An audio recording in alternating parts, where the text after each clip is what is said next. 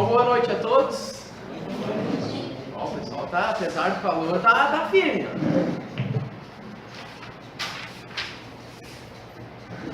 Nós vamos, na tarde, noite de hoje, falar um pouquinho mais sobre Jesus. Vocês não devem me aguentar mais, né? Eu faço as últimas 10 palestras que eu fiz aqui, eu falei de Jesus. Este ano, a gente vai ouvir falar bastante de Jesus no Congresso Espírita, nos demais eventos que também vão acontecer durante o ano. No Movimento Espírita, a gente vai abordar bastante a temática de Jesus, a educação dos sentimentos. E para abordar Jesus hoje, nós vamos ter um ponto de vista um pouco diferente. Nós vamos olhar Jesus, o Filho, sobre 3 grandes aspectos: Deus, José e Maria. Essas 3 figuras que se vinculam diretamente ao Filho Jesus. E aí a gente vai começar dando uma pequena pincelada para a gente lembrar quem é Jesus. E aí lá no Livro dos Espíritos, na questão 625, Kardec questiona: qual o tipo mais perfeito que Deus tem oferecido ao homem para servir de guia e modelo? Os Espíritos respondem: Jesus. Jesus. Não houve e não há nenhum espírito que tenha passado pelo nosso planeta que tenha uma envergadura moral e intelectual acima de Jesus. É Ele o guia e modelo, o tipo mais perfeito do qual nós temos relato. E aí a gente vai narrando alguns pontos da história de Jesus e a gente lembra de um fato contido nos escritos bíblicos de Jesus com João Batista.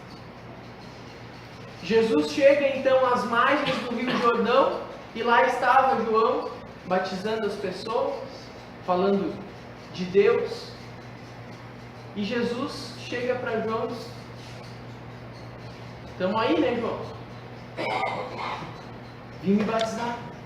Porque era uma tradição da época, existia uma síntese social onde aquilo era um rito, onde aquilo era uma coisa necessária. E então João Batista diz: eu não sou digno de te banhar nessas águas. João enxergava a grandeza daquele Espírito, enxergava a grandeza de Jesus. Mas Jesus diz a João: pode me batizar, porque essa é a vontade do meu Pai. E então João Batista, ao banhar Jesus nas águas do Jordão, tem uma visão e escuta uma voz que vem do alto. E a voz diz o seguinte: este é o meu Filho amado, e nele me comprazo. Ou seja, João ouvira do alto que aquele ali, Jesus, era o Filho amado, ao qual Deus se comprazia. E o que é isso? Ao qual Deus, através dele, iria trabalhar. Assim como João Batista, outras pessoas, ao longo da caminhada de Jesus aqui na Terra, tiveram esse estalo de entender o tamanho de Jesus. Assim como o apóstolo Mateus, que sentado à beira de uma fonte, Jesus chega e diz: vem e me segue. Ele jamais havia visto Jesus antes. Jesus olha para ele e diz: vem e me segue. Mateus, sem titubear, seguiu Jesus. Então, algumas pessoas ao longo da história tiveram esses lampejos de clareza e enxergaram o tamanho de Jesus. E agora, nos tempos modernos, nós temos esse lampejo de clareza através do cristianismo redivivo, que é a doutrina espírita. Depois de tanto tempo fazendo as nossas próprias interpretações dos evangelhos, vem Kardec e questiona os espíritos. Qual o tipo mais perfeito que nos serve de guia e modelo? E os espíritos respondem: Jesus. Então nós não estamos falando de um cara meia boca. Nós estamos falando de um ser de alta envergadura moral e intelectual. Mas esse ser foi um menino, foi um bebê, foi um jovem. E o que fez esse menino? Quem era esse menino? Com quem se relacionava? Qual a postura de Jesus enquanto filho? A gente conhece a postura de Jesus enquanto mestre, enquanto ícone religioso. Mas e o filho? Como Jesus se comportava enquanto filho? E aí nós vamos ter 3 aspectos. E eu vou começar por José. Porque o José às vezes fica meio negligenciado assim na história, né? Deus é Deus, Maria é Nossa Senhora, conhecidíssima, e José às vezes fica meio de canto na história. Estamos inclusive no bairro, no núcleo São José, a igreja aqui tem como padroeiro, a igreja católica, São José. E nós vamos olhar um pouquinho para José. Que homem é esse? Que espírito é esse? Que é escolhido para ser pai de Jesus. Vejamos. Existe todo um planejamento espiritual do qual nós mais ou menos entendemos. Nesse planejamento foi decidido que Jesus encarnaria. Pensemos bem, meus amigos. Será que na hora de escolher quem seria o pai de Jesus, a espiritualidade deixaria assim uma escolha meio ao vento? Não. Estamos falando aqui de um espírito de nobreza encantadora. Um espírito que teve a oportunidade de um anjo vir até ele e explicar a situação. Só olha, Zé, tá vindo um menino aí para tua família, vai nascer coisa mais bonitinha, e a missão dele é importante. A missão dele, inclusive, é governar esse planeta. Tu aguenta as pontas aí, José. Imagina se é comigo que isso acontece. Para começar, que se chega um espírito de luz para mim, eu já tremo na base. Para começar, antes disso, um espírito de luz não vai chegar em mim.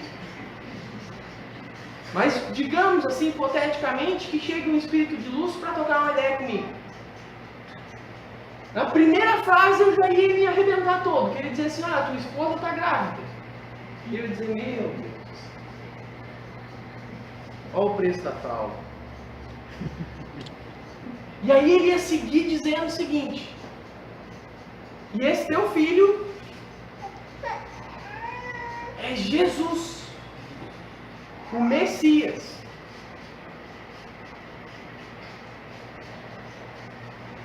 O que nós faríamos no lugar de José? Além de sair correndo. Vejamos que chega um espírito de luz para ti e fala isso. A primeira coisa que você vai fazer no outro dia é sair contando para todo mundo. Só olha, eu falo com os anjos, que eu sou o cara. Mas José não faz isso. Porque a primeira lição de José é a humildade. E era preciso que assim fosse, pois a ele é confiado 2 espíritos, como Maria e Jesus. Vamos fazer uma reflexão sobre as pessoas que convivem conosco no nosso lar, nos nossos ciclos de amizade. Quais são as pessoas que nos rodeiam? José era Jesus e Maria. E aí vocês pensam assim, mas criar Jesus é barbada. Não tem defeito. Não deixa a toalha molhada em cima da cama. Não apresenta desvios de caráter na adolescência, na fase de maturação.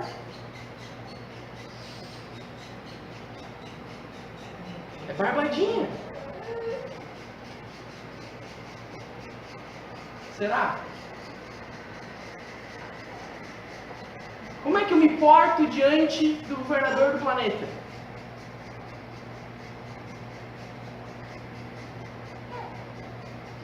Mas José segue com a sua postura rígida, tranquila, serena.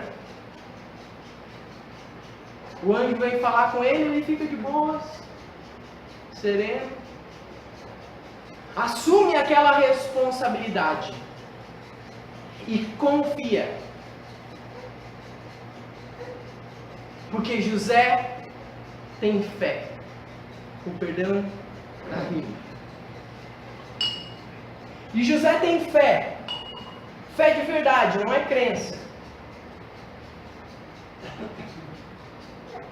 Porque a fé nos exige comprometimento. A crença nos exige envolvimento. Eu me envolvo, eu venho no centro espírita, daqui a pouco eu não venho mais, porque eu acredito, eu tenho crença nisso. Agora a fé exige de nós um comprometimento, uma doação. Vocês querem ver um exemplo de fé e crença? Eu estava com uma dor muito forte nas costas. E aí eu cheguei em casa e pensei, tenho que ir lá fazer a palestra, estou com essa dor me incomodando aqui. Peguei o Dorflex, dei uma fluidificada no Dorflex, tomei o Dorflex e fiz uma prece. Não, na hora que eu começar a falar, e eu vou ir lá falar, não vai ter dor que vai me impedir, a dor vai passar. A crença é no Dorflex. É acreditar na farmacêutica, na medicina, na ciência. A fé é eu vim aqui com a certeza de que quando eu começasse a falar, a dor cessaria. Não sei se por nervoso, mas passou. Porque a fé ela nos exige que a gente acredite de verdade e vá. E isso é José. Ele se compromete com aquela causa que era a causa do mundo, a causa de todos nós. E aí você se pergunta assim, e essa é uma pergunta que eu sempre me fazia até que o dia eu fui pesquisar. Onde que estava Jesus dos 12 aos 30? Porque nos escritos bíblicos a gente encontra o Jesus menino, ressuscitando o passarinho, falando na sinagoga, aquele menino que encantava a todos. E depois pula-se para a parte onde Jesus começa a sua peregrinação, começa a escolher os seus apóstolos. Mas onde é que estava o governador do planeta dos 12 aos 30? E a resposta está em Mateus, capítulo 13, versículo 55. Quando Jesus começa a entrar na cidade, já um homem maduro, e peregrinar, as pessoas dizem: ora, esse não é o filho do carpinteiro? E aí a gente vai atrás dos pesquisadores e todos eles são taxativos. Apesar de N teorias que fantasiam onde Jesus poderia estar dos 12 aos 30, Jesus estava com José, exercitando a humildade, a hierarquia e o respeito para com o Pai. E aí alguns de nós fazem 18 anos e pensam: eu posso me mandar e eu não preciso dos meus pais. Quantas vezes você já multiplicou pão, peixe e transformou água em vinho? Porque Jesus fazia todas essas coisas. E ele não sai de casa. Ele tendo todas as potências intelectuais, ele fica para trabalhar com José e aprender com José o ofício da carpintaria. Eu fico pensando que Jesus devia fazer uns móveis show, né? Imagina, o cara acostumado a construir planeta, fazendo a mesa devia ser assim, casa cor.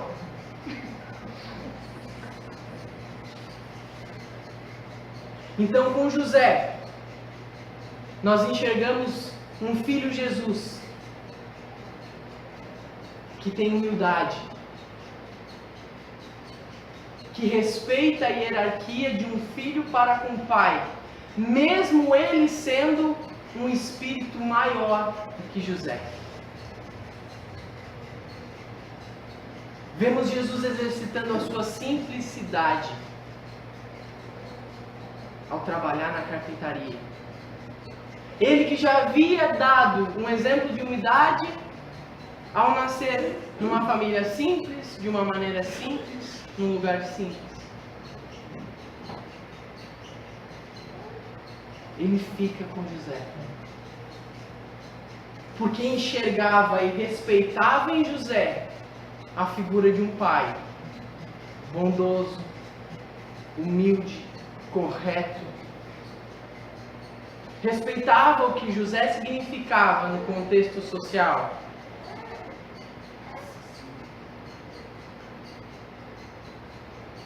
E José não se sentia melhor ou maior do que qualquer outro pai. E olha que o filho dele era bom. Às vezes a gente vê as nossas crianças fazendo algumas coisas, né? E a gente diz: ah, olha só que gênio que ele é. Você pega um tablet ali, arrasta para cá, arrasta para lá. E a gente olha: meu Deus, isso aí é o novo Einstein. A gente se empolga, né? E aí sai contando para as pessoas as proezas dos nossos filhos. José era pai de Jesus. E mesmo assim não há relato na história dele chegando e dizendo assim: ô Jorge, o que teu filho faz? O meu é governador do planeta. Dá um peixe para ele, ele faz a festa do peixe em cama dele. Uma sardinha.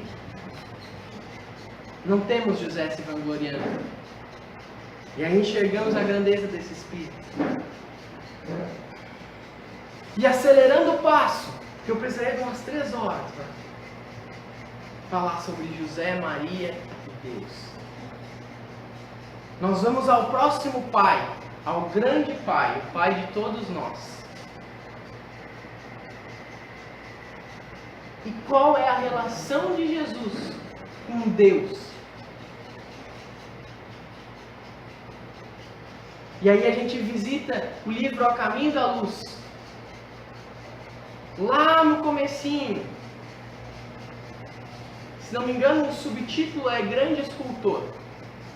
Emmanuel narra o seguinte, de uma forma até poética, que Deus havia deslocado um pedaço do sol para que Jesus moldasse o planeta, esculpisse o planeta.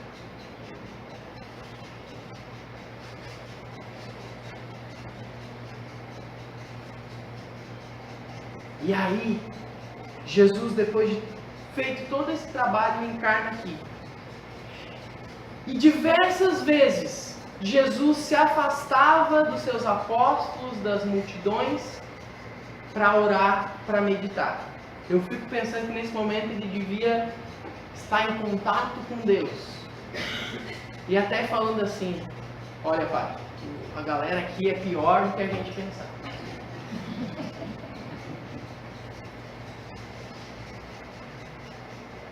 Certo? Ele até se afastava porque não aguentava mais. Brincadeiras, né?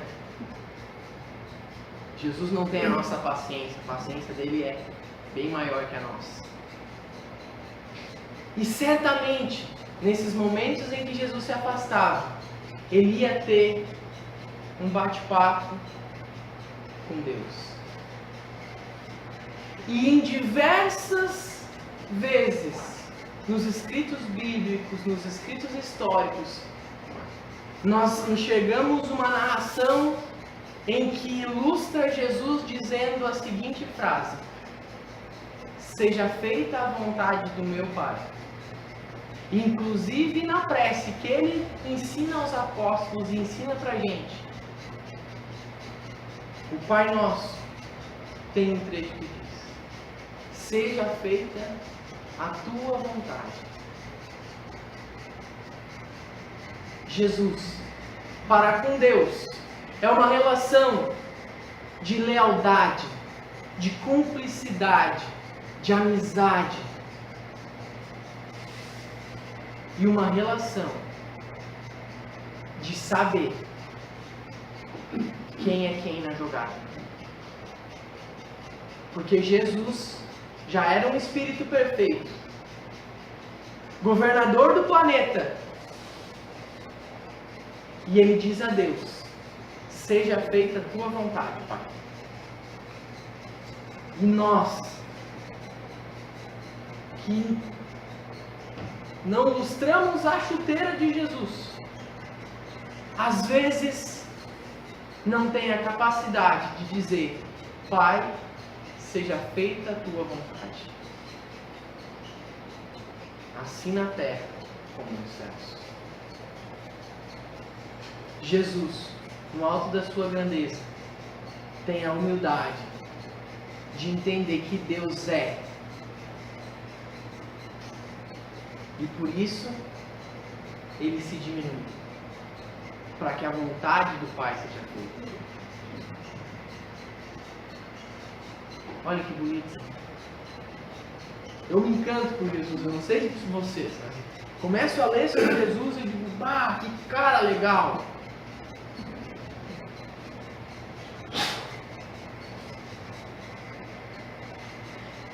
E para fechar a fala, poderíamos fechar com Deus, poderíamos fechar com José, mas escolhi fechar com Maria,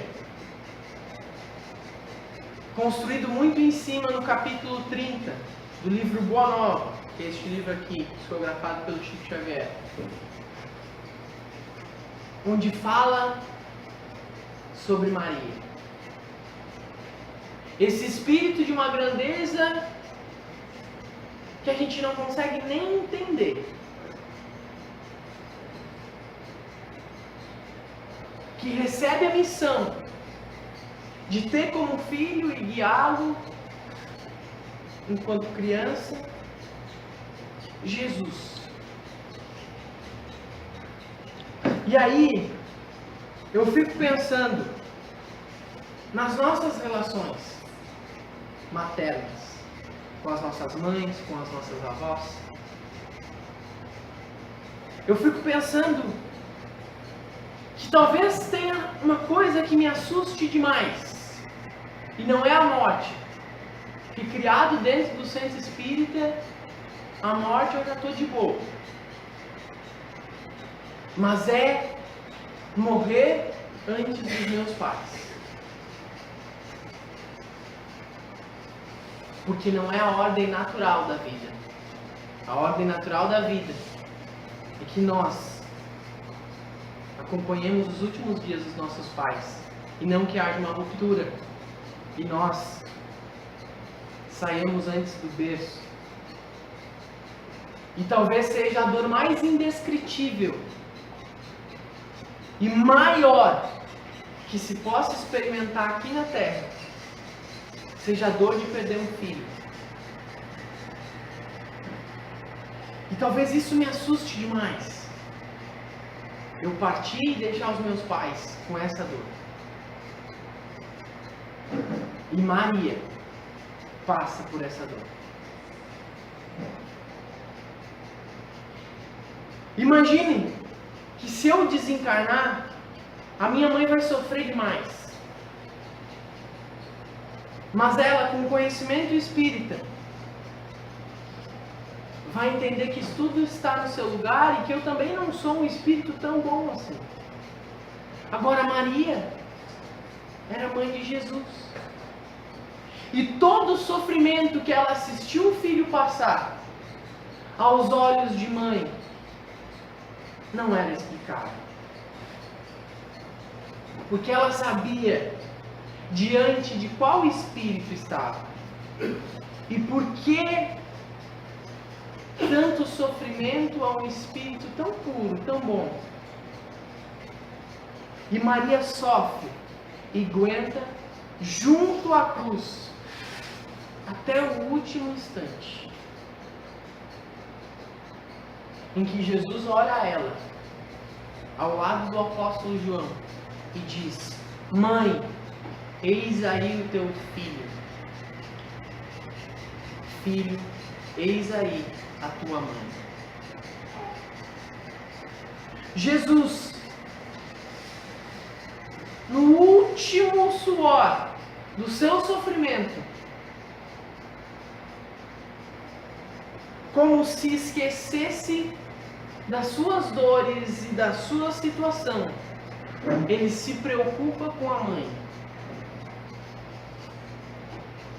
e faz com que ela procure consolo em João, que ali estava com o filho. Jesus lembra-se da sua mãe na hora de maior sofrimento e olha para ela. E os anos passam e Maria leva consigo todas as lembranças lindas daquele filho fantástico, daquele filho bondoso, amoroso. Mas às vezes o coração dela também é visitado pelas lembranças tristes. Porque apesar de ser um espírito de alta nobreza e ter a consciência sobre a imortalidade da alma, ela também sofre.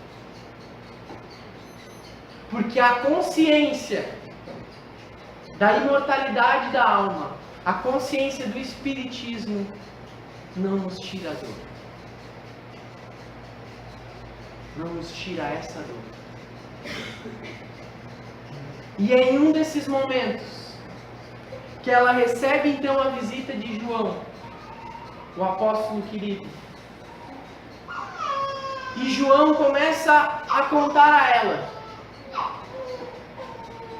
que havia começado um trabalho de auxílio aos mais necessitados, de apoio àqueles que sofrem, e convida Maria para se juntar a ele. E ela, de prontidão, enxergando ali os anseios do cristianismo, aceita e vai com João. E lá, na cidade de Éfeso, começa a peregrinar junto com João, acolhendo aqueles que sofrem, acolhendo aqueles que têm dor, solidificando as bases do cristianismo, solidificando as bases do ensinamento de Jesus. E um dia, um leproso que havia sido recebido naqueles braços maternos, exclama: És Mãe Santíssima. Não estou inventando essas coisas, tá, gente? Está lá no capítulo 30 do Bonhoeffer. Estou só contando para vocês. E esse espírito, ali sofrendo, tem esse clarão de razão e exclama: És Mãe Santíssima. E quando os dias vão se passando e é chegada a hora de Maria desencarnar, ela é recebida no plano espiritual por milhares de espíritos abraçados pela sua luz, abraçados pelo seu amor materno, que assim como amou Jesus, ama também a humanidade.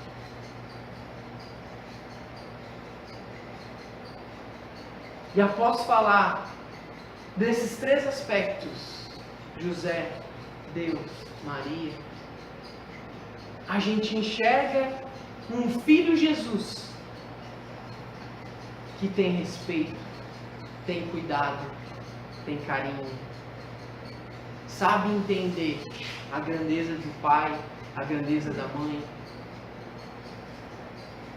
Um filho que permanece no lar, um filho que se preocupa com os pais, um filho que narra e exemplifica através dos seus atos o que está lá no capítulo 14 do Evangelho segundo o Espiritismo: honrai o vosso pai e a vossa mãe.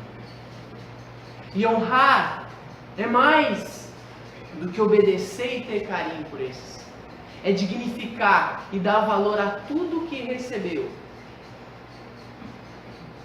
E a gente, quando evangeliza os jovens, às vezes tem que fazer um meio de campo em relacionamentos que são conflituosos com os pais e o jovem, assim como meus evangelizadores já fizeram por mim. E aí o jovem está lá indignado, porque meu pai só me manda, meu pai isso, meu pai aquilo. E ele diz: não, mas espera aí, não é bem assim. E aí a gente vai lá no começo de tudo. Olha, teu pai pode ter os teus defeitos, a tua mãe pode ter as manias e os defeitos dela, mas antes de tudo, eles te deram a oportunidade da vida. E esse é o maior presente que eles poderiam ter te dado. E é preciso que tu honre isso, tendo uma vida positiva. Honrar o vosso pai e a vossa mãe, ao exemplo de Jesus enquanto filho, é cuidar, respeitar. Nem sempre os nossos pais, diferentemente de Deus, vão estar certos. Às vezes eles pisam na bola mesmo, porque é tudo gente que nem gente. Mãe é tudo igual. Vocês acham que Maria não dizia para Jesus: pega uma túnica a mais que vai esfriar? Dizia. E Jesus ia pegar uma túnica, não precisa reclamar. Pega o casaco. Não, mas está um solão, 40 graus. Se ela mandar pegar o guarda-chuva, pega o guarda-chuva. Que praga de mãe pega. Capaz de enfeiar o tempo no meio da tarde e cair o mundo. Na dúvida, pega o guarda-chuva. Mas é também honrar o vosso pai e a vossa mãe quando eles pisam demais na bola. A gente diz assim: mãe, pai, dá uma seguradinha. Maria via aquele menino pregando nas sinagogas, falando para a comunidade, e dizia: meu Deus, que criança é essa? E aí então começa a conversar com um, conversar com o outro. Diz: olha, será que a gente não consegue colocar esse menino lá na sinagoga para estudar, para aprender? Isso aqui eu não vou dar conta desse menino em casa. E aí Jesus chega para Maria, isso está lá no capítulo 2 do Bonhoeffer. Diz: mãe, acaso eu não tenho dado meu testemunho com Deus? Não precisa arrumar lugar para mim em lugar nenhum, não. Deixa aqui com o José, fazendo as minhas mesinhas, minhas cadeiras. A hora que tiver que ser, será. É estabelecer com os nossos pais, antes de tudo, uma relação de hierarquia. Seremos sempre bebês, crianças tropeçando para aprender a caminhar diante dos nossos pais. Respeito, carinho, cuidado, zelo. O meu pai morre de medo de uma coisa: de envelhecer e ficar só, que os filhos não cuidem dele. E aí de vez em quando, só para dar uma provocada, ele diz que eu vou sumir depois que ele passar dos 85. Aí ele fica nervoso. Mas é cuidar, é estar junto, é ficar, muitas vezes, quando as circunstâncias nos convidam a sair. Ficar não no sentido material de morar junto, mas ficar no sentido emocional. Calar quando não se vai fazer entender. Se Jesus ficou, cuidou, zelou e respeitou, quem somos nós para não fazermos os mesmos com os nossos pais? Muito obrigado.